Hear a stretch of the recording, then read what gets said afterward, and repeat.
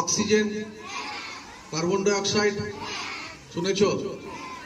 আচ্ছা বলো তো অক্সিজেন কি করে?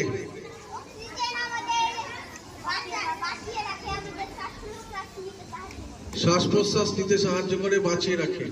আর একটা অক্সিজেনের গুণ আছে, অক্সিজেন আগুন জ্বলতে সাহায্য করে।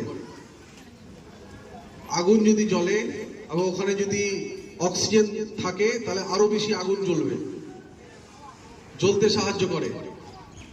মানে হাওয়া যদি বয় আগুন বেশি লাগে না, হাওয়ার মধ্যে কি থাকে? অক্সিজেন থাকে, ওই জন্য জ্বলতে সাহায্য করে, তাই তো?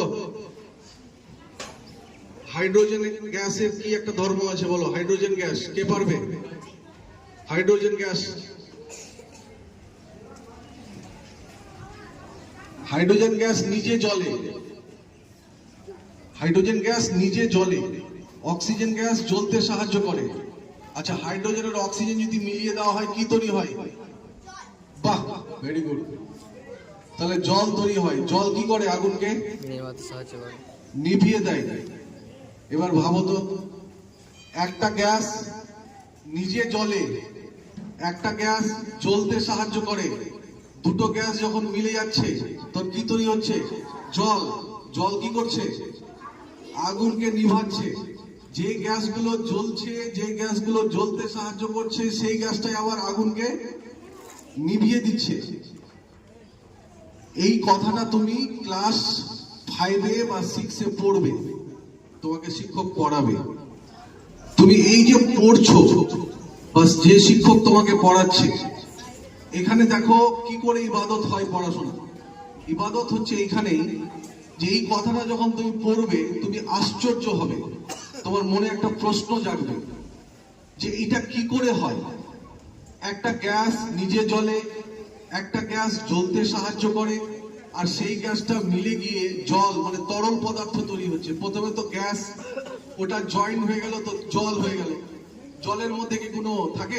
দেখতে পাও যে গ্যাস আছে, কিন্তু দুটো যুক্ত হয়ে গেলে জল হয়ে গেল। আর ওই জলটা আগুনকে নিভিয়ে দিল।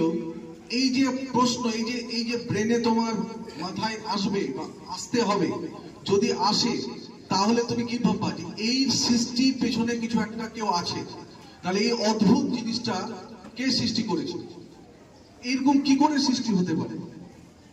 এমন দুটো গ্যাস যে জল মিশে গেলে জল তৈরি হয়ে গেল, বা জল এমন একটা তরল পদার্থ যার মধ্যে দুটো গ্যাস আছে, যে গ্যাসের ধর্ম এরকম, আবার ওই গ্যাসটা, ওই জলটা, ওই পদার্থটা আবার একটা কাজ করছে, সেই কাজটা আবার একদম আলাদা কাজ, বিপরীত কাজ।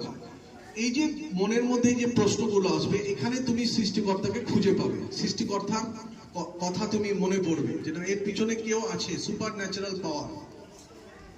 এই জিনিসটা পড়তে এবং এই পড়ার সময় এই চিন্তা ভাবনাগুলো আসা এবং সৃষ্টিকর্তাকে খুঁজে পাওয়াটাই হচ্ছে ইবাদত। তুমি যদি এইভাবে খুঁজে পাও, এইভাবে পড়ো, তাহলে তোমার সেই পড়াটাও কিন্তু তোমার ইবাদতের মধ্যে আসবে। এটা খুব সহজভাবে বললাম, তোমাদের বয়স অনুযায়ী এটা আমি সহজভাবে বললাম। এর অনেক উদাহরণ আছে। তুমি যা বিষয়ে পড়বা সব বিষয়ে সৃষ্টিকর্তাকে খোঁজার একটা প্রক্রিয়া আছে। তো যদি তোমরা এটা করতে পারো, তবে তুমি এই যে বলছো ডাক্তার হবে, ইঞ্জিনিয়ার হবো, তারপরে বিজনেসম্যান হবো, তুমি যাই হোক না কেন তুমি একজন ভালো মানুষ হবে। কেন ভালো মানুষ?